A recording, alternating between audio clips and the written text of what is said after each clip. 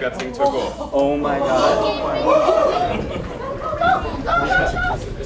Vehicle's closed down. All systems currently green. Falcon Heavy is configured for flight. T-minus 15, standby for terminal count. All right, guys. Final. 9, 10, 9, 8, Side booster ignition. 6, 5, 4, 2, 1.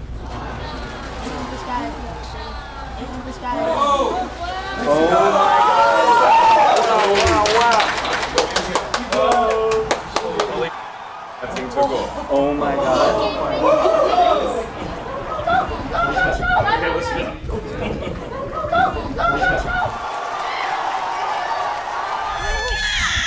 up. Do you see them both light up? Inside shut down. Side boosters.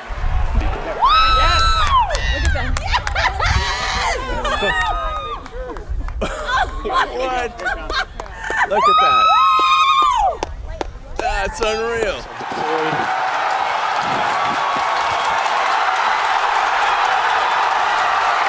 And the Falcons have landed.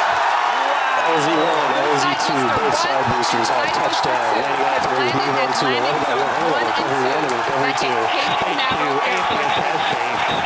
coming up very shortly, the center core will be attempting. Elon, spectacular.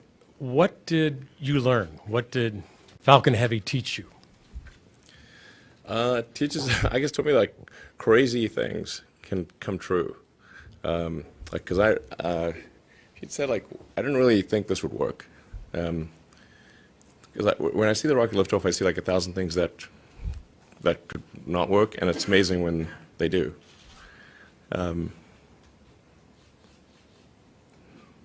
And I was really, seeing the two boosters land synchronized, really just like the simulation. I mean, it makes me think like there really could be quite a scalable approach. You know, you could imagine large numbers of those just coming in, landing, taking off, landing, doing many flights per day. So I think it gives me a lot of faith for our next architecture, the sort of the interplanetary spaceship. You can have different names for it, but BFR is kind of the code name. And it gives me confidence that BFR is really quite workable.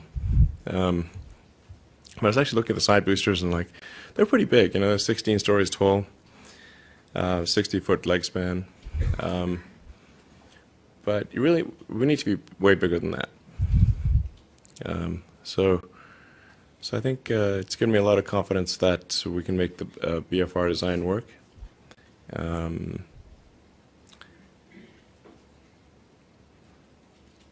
Yeah, it's. I mean, I have tremendous confidence, obviously, in the SpaceX team. So I think we can really do this a lot, you know, and keep advancing the technology to achieve full and rapid reusability, which would have a profound effect on the future. And one of the interesting things about, say, Falcon Heavy versus Falcon 9 is that Falcon Heavy has the same level of expendability as Falcon 9. So if you look at, say, the price of Falcon 9 is $60 million, Falcon Heavy is 90, even though it's got 3 times as much capability. Because in both cases, the only thing that's expended is the upper stage. We're going to start recovering the fairings, the big nose cone. We're going to recover that, recover the boosters. And so there's really, the cost difference really between a Falcon 9 and a Falcon Heavy is minor. The next question from Marcia Dunn at Associated Press. Marcia Dunn, AP. What was going through your mind? How amazed were you to see your roadster up there with Starman just cruising along with the Blue Planet? And how long will we be getting live views, do you think, from the car? Well, I think it looks so ridiculous and impossible. And you can tell it's real because it looks so fake, honestly. Like, we'd have way better CGI if it was fake. And the colors all look kind of weird in space. There's no atmospheric occlusion. Like everything looks too crisp.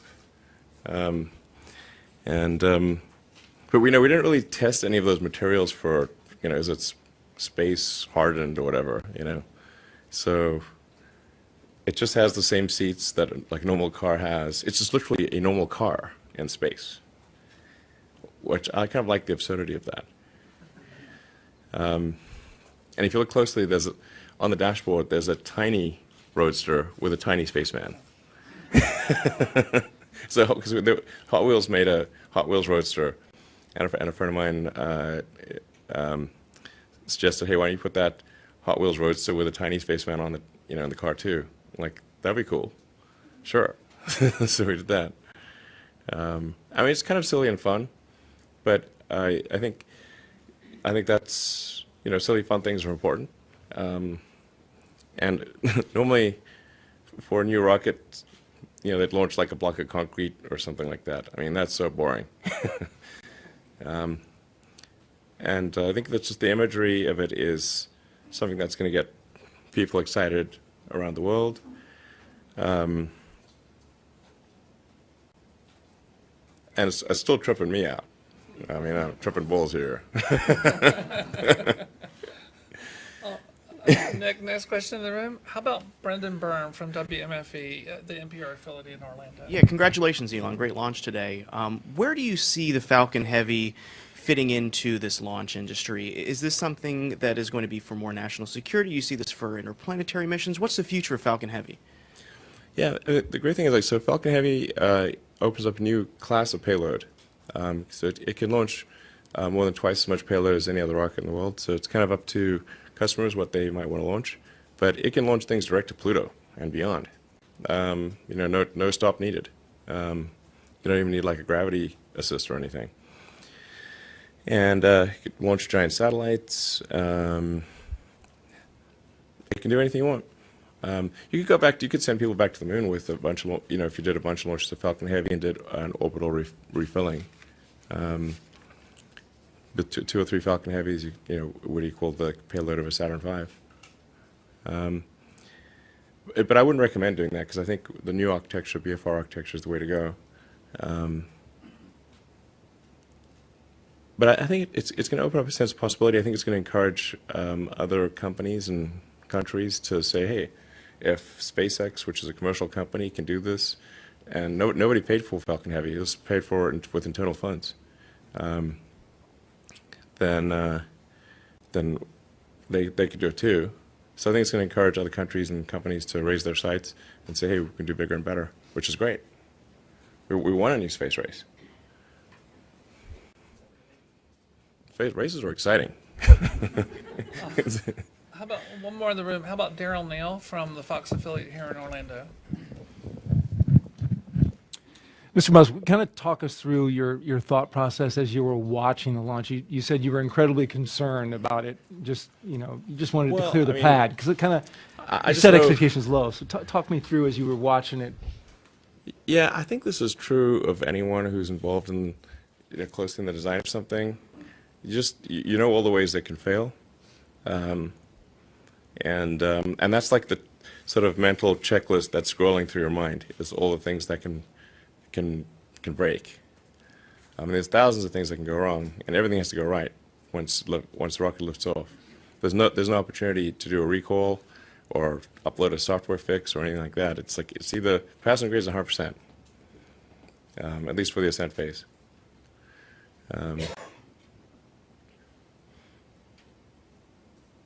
Yeah, I've seen rockets blow up so many different ways. So, it's a big relief when it actually works.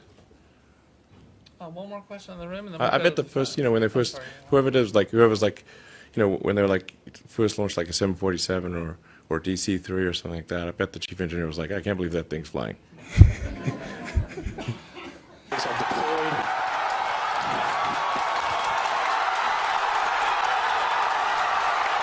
the Falcons have landed. LZ1, LZ2, both side boosters have touched down. Landing out there, move on to 11 by 1, recovery 1 and recovery 2. 8-2. Coming up very shortly, the Central Corps will be attempting its landing on the autonomous spaceport drone ship. You may also be hearing the second engine cut off. Oh, check on your screen. Sometimes this footage goes out when it approaches the drone ship and the heavy vibrations make it lose signal. We're crossing our fingers that's not the case right now. Stage 2, nominal parking orbit insertion. So it looks like that landing is happening at the moment. We have lost signal.